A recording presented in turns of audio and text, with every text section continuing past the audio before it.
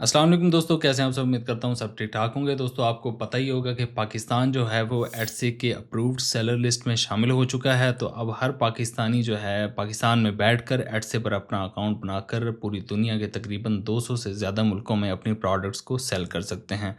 तो इस हवाले से आज हम जो है एटसे पर अपना बिज़नेस स्टार्ट करने के लिए जितनी भी एसेंशियल इन्फॉर्मेशन रिक्वायर्ड है, इंशाल्लाह मैं आज आपको इस वीडियो में प्रोवाइड करूँगा। मिसाल के तौर पर हम देखेंगे कि आपको एटसे पर अकाउंट बनाने के लिए कौन-कौन से डॉक्यूमेंट्स रिक्वायर्ड हैं। उसके बाद हम देखेंगे कि आप जो है एटसे से पेमेंट्स कैसे अपने पाकिस्तानी बैंक अकाउंट्स में रिसीव करते हैं। उसके बाद हम बात करेंगे डिजिटल प्रोडक्ट्स के बारे में और फिज़िकल प्रोडक्ट्स के बारे में। उसके बाद हम देखेंगे कि जब आप फिज़िकल प्रोडक्ट्स बेचते हैं, तो आप अपनी जो प्रोडक्ट्स हैं वो अपने कस्टमर्स तक कैसे पहुँचाएँगे। और क्योंकि एटसे जो है मल्टीपल कंट्रीज़ में काम करता है, तो हर जगह पर डिलीवरी चार्जेस डिफरेंट होते हैं। तो आप डिलीवरी चार्जेस जो हैं वो कैसे मैनेज करेंगे? उसके बाद हम बात करेंगे कि आपने रिटर्न्स को कैसे मैनेज करना है, यानी कि जो प्रोडक्ट्स डैमेज या फॉल्टी आपके कस्टमर्स तक पहुँचती हैं, तो वो वहाँ से आपने कैसे वापस मँगवानी हैं या फिर उनको कैसे जो है पे ऑफ करना है इसके लिए। उसके बाद हम बात करेंगे कि क्या एटसे ड्रॉप शिपिंग अलाउ करता है या नहीं करता? अगर करता है तो कितना करता है? उसके बाद हम देखेंगे कि कौन-कौन सी प्रोडक्ट्स जो हैं ऐसी हैं जो कि एटसे अलाउ नहीं करता बेचना, क्योंकि ये बात बहुत ज़्यादा ज़रूरी है। उसकी वजह ये है कि एटसे का जो बिज़नेस मॉडल है, वो बाकी जो प्लेटफ़ॉर्म्स होते हैं जैसा कि अमेज़न, ईबे और दराज़ वगैरह, तो एटसे का जो बिज़नेस स्ट्रक्चर है इनसे थोड़ा-सा डिफरेंट है, तो इसलिए आपने ये लाज़मी समझना है। उसके बाद हम एंड पे बात करेंगे कमीशन स्ट्रक्चर पर कि एटसे आपसे कितना कमीशन चार्ज करता है और एटसे की लिस्टिंग प्राइस कितनी होती है। तो हम शुरू करेंगे, सबसे पहला क्वेश्चन यही है कि आपको कौन-कौन से डॉक्यूमेंट्स रिक्वायर्ड हैं एटसे पर अपना बिज़नेस स्टार्ट करने के लिए? डॉक्यूमेंट्स में कोई ख़ास चीज़ें आपको रिक्वायर्ड नहीं है, आपके पास आईडी कार्ड होना चाहिए और बैंक अकाउंट होना चाहिए। आईडी कार्ड आपकी आईडी वेरिफ़िकेशन के लिए यूज़ होगा और आपका बैंक अकाउंट जो है उसमें आप अपनी पेमेंट्स को रिसीव करेंगे। तो ये 2 चीज़ें आपको रिक्वायर्ड हैं अपना एटसे पर बिज़नेस स्टार्ट करने के लिए। तो यहाँ पर एक दूसरा क्वेश्चन आता है, वो ये है कि एटसे कितने मुल्कों में सेल करता है अपनी प्रोडक्ट्स? तो एटसे जो है वो 200 से ज़्यादा मुल्कों में अपनी प्रोडक्ट्स को सेल करता है। तो यहाँ पर सवाल ये आता है कि हमने यहाँ पर डिलीवरी को कैसे मैनेज करना है? डिलीवरी में ऐसा है कि एटसे जो है कोई फुलफ़िलमेंट सर्विसेज़ प्रोवाइड नहीं करता, जैसे दराज़ या अमेज़न करता है। अमेज़न में तो ये होता है कि वेयरहाउस होता है, वहाँ पर अपनी प्रोडक्ट्स हम अमेज़न के वेयरहाउस में भेज देते हैं, जबकि ऑर्डर आता है तो वो खुद जो है उसको पैक करके प्रोडक्ट को अपने कस्टमर तक पहुँचा देते हैं। और दराज़ में ये होता है कि आप दराज़ हब तक प्रोडक्ट पहुँचा देते हैं और हब वाले आपके कस्टमर तक पहुँचा देते हैं। लेकिन एटसे के केस में ऐसा नहीं है। एटसे में जब भी आपके पास कोई ऑर्डर आता है, तो आपको अपनी प्रोडक्ट अपने कस्टमर तक खुद पहुँचानी पड़ती है। इसके लिए आपको थर्ड पार्टी सर्विसेज़ रिक्वायर्ड होती हैं, जैसा कि टीसीएस, डीएचएल और लेपर्ड वगैरह। इस तरह की सर्विसेज़ को इस्तेमाल करते हुए आप जो है अपनी प्रोडक्ट सेपरेटली जो है अपने हर एक कस्टमर तक खुद पहुँचाते हैं। अब यहाँ पर एक और सवाल भी आता है, क्योंकि आपने मल्टीपल कंट्रीज़ में सेल करना होता है, तो आप जो है डिलीवरी को कैसे मैनेज करते हैं और डिलीवरी चार्जेज़ को कैसे मैनेज करते हैं? सबसे पहले ये है कि एटसे जो है आपको एक ऑप्शन प्रोवाइड करता है लिस्टिंग के दौरान ही, जिसे आप जो है शिपिंग प्रोफ़ाइल का नाम दे सकते हैं। इस शिपिंग प्रोफ़ाइल में क्या होता है कि जब भी आप कोई प्रोडक्ट एटसे पर लिस्ट करते हैं, तो एटसे आपको ऑप्शन देता है कि आपने ये कौन-कौन सी कंट्रीज़ में सेल करनी है और कौन-कौन सी कंट्रीज़ में आप इसे सेल नहीं करना चाहते। उसके बाद आप जो है आपके पास ये ऑप्शन भी अवेलेबल होता है कि आप हर कंट्री में इस अपनी प्रोडक्ट की प्राइस जो है वो अलग-अलग सेट कर सकते हैं। उसके बाद आपके पास ये ऑप्शन भी होता है कि हर कंट्री में जो है आप अपने शिपिंग चार्जेस भी अलग-अलग रख सकते हैं। तो इस तरह जो है आप एक कंप्लीट मैनुअल प्रोफ़ाइल क्रिएट कर सकते हैं, जिसके बाद जो है हर कंट्री के हिसाब से प्रोडक्ट की प्राइस और शिपिंग प्राइस वहाँ के लोगों को दिखाई जाएगी। अब हम बात कर लेते हैं कि जब आप प्रोडक्ट्स अपनी एटसे पर सेल करते हैं, भले वो डिजिटल प्रोडक्ट्स हों या फिज़िकल प्रोडक्ट्स हों, तो आपको पेमेंट्स आपके पाकिस्तानी बैंक अकाउंट्स में कैसे रिसीव होती हैं? देखें, सबसे पहले तो आपको एक पाकिस्तानी बैंक अकाउंट चाहिए। उसके बाद आपने अपना एक पेनीयर का अकाउंट बनाना होता है। पेनीयर का अकाउंट बनाना बहुत ही ज़्यादा सिंपल है। आपको वीडियो का जो लिंक है वो डिस्क्रिप्शन मिल जाएगा, उसमें आप देख सकते हैं कि पेनीयर का अकाउंट कैसे बनाया जाता है। जब आपका पेनीयर का अकाउंट बन जाता है, तो आप अपना पाकिस्तानी बैंक अकाउंट अपने पेनियर अकाउंट के साथ कनेक्ट कर लेते हैं और अपना पेनियर अकाउंट जो है वो अपने एडसे के अकाउंट के साथ कनेक्ट कर लेते हैं। जब भी आप कोई प्रोडक्ट सेल करते हैं उससे जो रेवेन्यू जनरेट होता है वो आपके एडसे में आता है, एडसे से आपके पेनियर में आता है और पेनियर से आपके पाकिस्तानी बैंक अकाउंट में ट्रांसफ़र हो जाता है। ये ट्रांसफ़र बहुत ही सिंपल होता है, बहुत ही ट्रांसपेरेंट होता है। तो ये बहुत ही एक अच्छा निज़ाम है पाकिस्तान में पेमेंट्स रिसीव करने के लिए। अब हम बात कर लेते हैं कि एटसी पर कितनी टाइप्स की प्रोडक्ट्स जो हैं वो आप सेल कर सकते हैं। देखें, मेनली तो 2 टाइप्स बनती हैं। एक होती हैं डिजिटल प्रोडक्ट्स और एक होती हैं फ़िज़िकल प्रोडक्ट्स। डिजिटल प्रोडक्ट्स जिनमें हम मुख्तलिफ़ एडिट्स जो हैं वो अपने सेल करते हैं। इनमें फ़ोटोज़ भी हो सकते हैं, ठीक है? PNG file, JPEG files, videos भी हो सकती हैं। कोई भी इन्हें हम बेसिकली डिजिटल डाउनलोड्स कहते हैं, ठीक है? कैनवा के एडिट्स भी हो सकते हैं, फ़ोटोशॉप के एडिट्स भी हो सकते हैं, डिजिटल आर्ट भी हो सकती है, वॉलपेपर भी हो सकते हैं, स्टिकर्स भी हो सकते हैं। इस तरह की बहुत सारी जो हैं वो डिजिटल प्रोडक्ट्स हो सकती हैं जो कि आप डिजिटल फाइल्स की सूरत में आप वहाँ पर अपलोड कर देते हैं। जब कोई कस्टमर वहाँ से परचेज़ करता है तो उसे जो है वहाँ पर डाउनलोडिंग लिंक मिल जाता है और वो उस लिंक के ज़रिए से अपनी फ़ाइल को डाउनलोड कर लेता है। इस चीज़ का एडसे पर बहुत ही ज़्यादा अच्छा स्कोप है और मैं जो है हमेशा लोगों को इनकरेज करता हूँ कि वो डिजिटल प्रोडक्ट्स की तरफ आएँ, क्योंकि इससे ये तो बहुत हासिल फ्री बिज़नेस होता है। देखें, आपको सिर्फ़ एक दफ़ा प्रोडक्ट वो क्रिएट करनी होती है। सपोज़ मैंने कोई एक डिजिटल आर्ट बनाई है, सिर्फ़ एक फ़ोटो है जो कि मैंने फ़ोटोशॉप पर बनाया है और उसे मैंने एडसे पर लिस्ट कर दिया है, ठीक है? अब वो एक दफ़ा मैंने लिस्ट कर दिया है, एक दफ़ा अपलोड कर दिया है।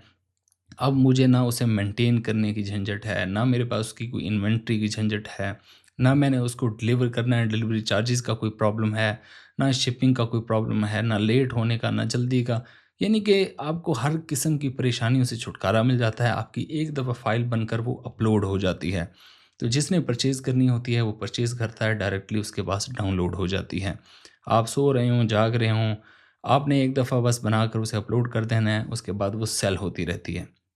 ना उसको आपने मॉडिफ़ाई करना है, ना ही मतलब आपका हैसल फ्री एक जो है वो बिज़नेस सेटअप हो जाता है। आने वाले दिनों में इंशाल्लाह हमारी पूरी सीरीज़ आने वाली है जिस पर हम डिजिटल जो प्रोडक्ट्स होती हैं, डिजिटल डाउनलोड्स होती हैं, इन पर कंप्लीट डिटेल में बात करेंगे। प्रैक्टिकली मैं कुछ कोर्सेज़ भी लॉन्च करूँगा जिसमें जो है डिजिटल प्रोडक्ट्स मैं बनाना सिखाऊँगा कि कैसे डिजिटल प्रोडक्ट्स को बनाया जा सकता है, उसके बाद एट्से पर सेल किया जा सकता है। इसकी एक कंप्लीट सीरीज़ होगी, आपने ज़रूर देखनी है, इंशाल्लाह आपको बहुत ज़्यादा फ़ायदा होगा। क्योंकि जो डिजिटल प्रोडक्ट्स का स्कोप एट्से पर है, इस तरह का किसी भी ऑनलाइन मार्केट प्लेस पर जो कि एक पब्लिक मार्केट प्लेस है, वहाँ पर इतना स्कोप नहीं है जितना एट्से पर है। उसके बाद एट्से पर हम फिज़िकल प्रोडक्ट्स भी बेच सकते हैं। तो फिज़िकल प्रोडक्ट्स बेचने के बारे में ना थोड़ा-सा आपको इस बारे में समझना पड़ेगा, क्योंकि एट्से का जो बिज़नेस मॉडल है, जो स्ट्रक्चर है, वो काफ़ी डिफरेंट है बाकी मार्केट प्लेसेस से। एट्से जो है एक आर्ट्स और विंटेज से रिलेटेड प्रोडक्ट सेल करने की मार्केट प्लेस है, ठीक है? यहाँ पर आप कोई भी जेनेरिक कैटेगरी की प्रोडक्ट सेल नहीं कर सकते। सपोज़ जैसे आप कोई इलेक्ट्रॉनिक्स की प्रोडक्ट सेल करना चाहते हैं, ठीक है? आप वहाँ पर एट्से पर सेल नहीं कर सकते। तब तक नहीं कर सकते जब तक उस प्रोडक्ट की फुल ओनरशिप आपके पास नहीं है। सपोज़ आपने कोई प्रोडक्ट डिज़ाइन खुद की है, उसकी प्रोडक्शन खुद करवा रहे हैं, उसके बाद सेल कर रहे हैं, यानी कि फुल कंट्रोल है, फुल ओनरशिप है प्रोडक्ट की आपके पास, तब आप जो है एट्से पर सेल कर सकते हैं। अब अगर मैं यहाँ पर आपको मिसाल दूँ, जैसे कोई एक मोबाइल चार्जर है, ठीक है? अमेज़न पर आप सेल कर सकते हैं, दराज पर कर सकते हैं, ईबे पर कर सकते हैं, लेकिन आप उसे जो है एट्से पर नहीं कर सकते। कोई भी ऐसी प्रोडक्ट जिसकी मास प्रोडक्शन होती हो, फैक्ट्रियों में बनती हो या लोकल मार्केट में वो अवेलेबल हो, तो वो आप एट्से पर सेल नहीं कर सकते। एट्से पर आप सिर्फ वही प्रोडक्ट सेल कर सकते हैं जिनकी ओनरशिप या फिर आपने खुद वो डिज़ाइन की हों, ठीक है? अब आप कहेंगे कि यहाँ पर तो फिर तो कुछ भी सेल नहीं कर सकते, ऐसा नहीं है। आप यहाँ पर तकरीबन हर एक चीज़ सेल कर सकते हैं, लेकिन थोड़ा-सा तरीकाकार अलग है यहाँ पर, ठीक है? आपके पास उस चीज़ की ओनरशिप होना ज़रूरी होती है, ठीक है? आप ऐसा नहीं है कि किसी भी एक मार्केट से कोई चाइनीज़ प्रोडक्ट्स या कोई भी एक कंपनी की ब्रांडेड प्रोडक्ट उठाई, वो आपने एट्से पर लिस्ट कर दिया, वहाँ पर बेचना स्टार्ट कर दिया, ऐसा नहीं है। ये आर्ट्स, गिफ्ट और प्रेज़ेंट्स और इस तरह की जो प्रोडक्ट्स होती हैं ना, वो एडसे पर ज़्यादा सेल होती हैं, और स्पेशली ये जो प्लेटफॉर्म है वो इसी पर ही काम करता है। तो पाकिस्तान में बेशुमार ऐसी प्रोडक्ट्स हैं जो कि आप एडसे पर सेल कर सकते हैं, और शायद नेक्स्ट वीडियो में इसी पर बना दूं कि कौन सी ऐसी फिज़िकल प्रोडक्ट्स हैं जो कि पाकिस्तान में बैठकर पाकिस्तानी ही प्रोडक्ट्स हों और वो आप जो है वहाँ पर सेल करें। ठीक है? तो अगली वीडियो मैं इसी पर बना दूँगा। आपको बेशुमार प्रोडक्ट्स ऐसी मिल जाएँगी, ठीक है? जिनमें गिफ्ट्स हो गए, प्रेज़ेंट्स हो गए, वुड की चीज़ें हो गईं, हाथ से बनाई हुई चीज़ें हो गई, पेपर से बनाई हुई चीज़ें हो गईं, लैंप्स हो गए। अब मैं आपको एक छोटी-सी मिसाल दे देता हूँ, आपको आसानी से समझ आ जाएगी, ठीक है? अगर एक जैसे ये एक लैंप है, ठीक है? ये एक लैंप है, आप इसे सेल करना चाहते हैं एटसे पर, तो आप इसे एज़ इट इज़ सेल नहीं कर सकते, क्योंकि ये एक फैक्ट्री में बना हुआ है, एक कंपनी का लैंप है। इसलिए जो है इसकी मास प्रोडक्शन होती रही है, तो आप इसे सेल नहीं कर सकते। हाँ, आप ये कर सकते हैं कि इस लैंप को आप मॉडिफ़ाई करें, ठीक है? इस पर डिज़ाइनिंग चेंज करें, इसको पेंट करें, इस पर यानी कि कुछ कुछ ना कुछ वैल्यू ऐड करें इस प्रोडक्ट में। जब इस प्रोडक्ट में आप वैल्यू ऐड कर लेंगे, उसके बाद आप इसे एट्से पर सेल कर सकते हैं। तो आपको अब उम्मीद है समझ आ रही होगी कि एट्से का ये सिस्टम जो है वो कैसे काम करता है। दोस्तों, अब हम बात कर लेते हैं कि आपने रिटर्न्स को कैसे मैनेज करना है। देखें, रिटर्न के मामले में एट्से पर आपको बहुत ज़्यादा सहूलत हासिल है। उसकी वजह ये है कि एट्से जो है आपको फुल कंट्रोल देता है अपनी रिटर्न पॉलिसी सेट करने पर। यानी कि आप अपनी रिटर्न पॉलिसी खुद सेट कर सकते हैं। आप सिंपली वहाँ पर ये लिख सकते हैं कि भई हम कोई रिटर्न जो है वो एक्सेप्ट करते ही नहीं हैं। तो सिरे से आप कोई रिटर्न जब एक्सेप्ट नहीं करते, तो लॉजिकली आपको कोई भी रिटर्न आपको एक्सेप्ट नहीं करना। तो इतना सिंपल है ये। लेकिन ऐसा नहीं है, ये चीज़ जो है वो अखलाकियात के ख़िलाफ़ समझी जाती है, और जो लोग ये काम करते हैं अक्सर उनको बैड रिव्यूज़ का सामना करना पड़ता है। तो इसलिए कहीं न कहीं आपको जो है वो रिटर्न्स जो हैं वो एक्सेप्ट करने पड़ते हैं। देखें, रिटर्न्स से पहले तो ये है कि रिटर्न से बचा जाए। तो बचा कैसे जाया जाया जा सकता है कि आपने कोई जो नाज़ुक चीज़ें होती हैं, फ्रजाइल चीज़ें होती हैं, वो सेल नहीं करनी, ठीक है? अगर कुछ ऐसी प्रोडक्ट हैं भी सही, तो उनकी जो पैकिंग होती है वो इतनी स्ट्रॉन्ग करनी है कि वो डैमेज ना हों, ठीक है? उसके बाद अपनी खुद की अपने हिसाब से जो भी आपके लिए कन्वीनिएंट हो, अपनी रिटर्न पॉलिसी आपने खुद बनानी है, ठीक है? ये चीज़ हो गई। उसके बाद जो है, जब भी कोई आपके पास रिटर्न आता है तो आपने प्रूफ ऑफ डैमेज माँगना है कि भई कितना डैमेज हुआ है, किस हिसाब से हुआ है। तो फिर आप अपनी रिटर्न पॉलिसी के हिसाब से उन्हें कंपनसेट भी कर सकते हैं कि भई इतना ज़्यादा डैमेज नहीं हुआ, $100 की प्रोडक्ट है, $10 ले लो, हिसाब ख़त्म करो। अगर कोई आपने रिटर्न वहाँ से एक्सेप्ट करना भी है, तो वहाँ पर भी आपके पास ऑप्शंस मौजूद होते हैं। सपोज़ आप वहाँ से प्रोडक्ट नहीं मंगवाते, प्रोडक्ट इतनी ज़्यादा डैमेज हो गई है कि वो किसी काम की नहीं रही, तो वहाँ से मंगवा के आपने भी उसका क्या करना है? तो आप उससे ये कह सकते हैं कि भई 50% पेमेंट ले लो, प्रोडक्ट आप अपने पास रख लो। तब भी अगर वो उससे बात इस तरह नहीं बनती, तो आप उसे फुल पेमेंट भी कर सकते हैं। अगर आपने वहाँ से प्रोडक्ट मँगवानी है, तो ज़ाहिर-सी बात है थर्ड पार्टी कोरियर सर्विसेज़ का इस्तेमाल करते हुए आपको खुद वहाँ से वो प्रोडक्ट मँगवानी पड़ेगी। लेकिन एट द एंड बात ये है कि एटसे आपको अपनी रिटर्न पॉलिसी पर फुल कंट्रोल देता है, ठीक है? आप अपनी रिटर्न पॉलिसी खुद बनाते हैं, अपनी प्रोडक्ट्स के हिसाब से बनाते हैं, अपनी एथिकल वैल्यूज़ के हिसाब से बनाते हैं, और उसके बाद आप जो है आसानी से अपने प्रोडक्ट्स जो है एटसे पर सेल कर सकते हैं, क्योंकि एटसे पर कुछ चीज़ें ऐसी होती हैं जो कि विंटेज प्रोडक्ट्स होती हैं, जो कि रिप्लेसेबल होती ही नहीं है, जिनका कोई रिटर्न बनता ही नहीं है, ठीक है? तो फिर इसलिए जो है एटसे आपको फुल कंट्रोल देता है रिटर्न पॉलिसी के ऊपर, तो इस चीज़ का आप अच्छे से फ़ायदा उठा सकते हैं। उसके बाद हम बात कर लेते हैं कि क्या एटसे जो है वो ड्रॉप शिपिंग अलाउ करता है या नहीं करता। तो पहले मैं एक्सप्लेन कर चुका हूँ, जो एटसी का प्रोडक्ट्स के हवाले से जो उनका बिज़नेस मॉडल है, मैं ऑलरेडी एक्सप्लेन कर चुका हूँ।